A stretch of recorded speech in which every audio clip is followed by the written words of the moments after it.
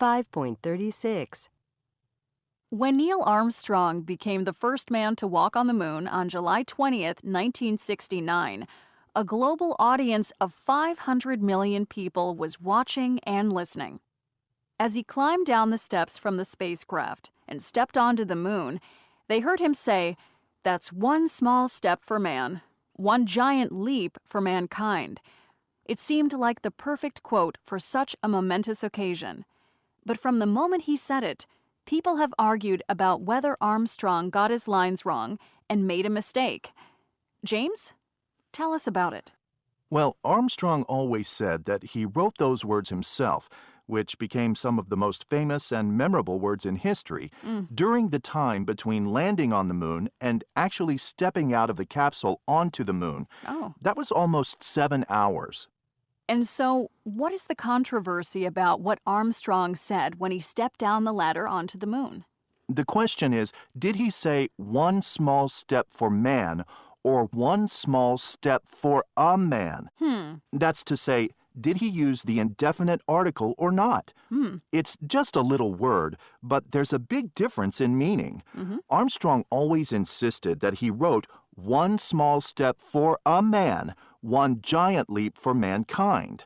Of course, this would have been a meaningful sentence. If you say a man, then it clearly means that this was one small step for an individual man, that is, himself, but one giant leap for mankind. That's to say, men and women in general. But what everybody actually heard was one small step for man, one giant leap for mankind, with no indefinite article. And that sentence means one small step for people in general, one giant leap for people in general. And that doesn't really make sense. So, did he just get the line wrong when he said it? Well, Armstrong himself was never sure if he actually said what he wrote. In his biography, First Man, he told the author, James Hansen, "I must admit that it doesn't sound like the word is there.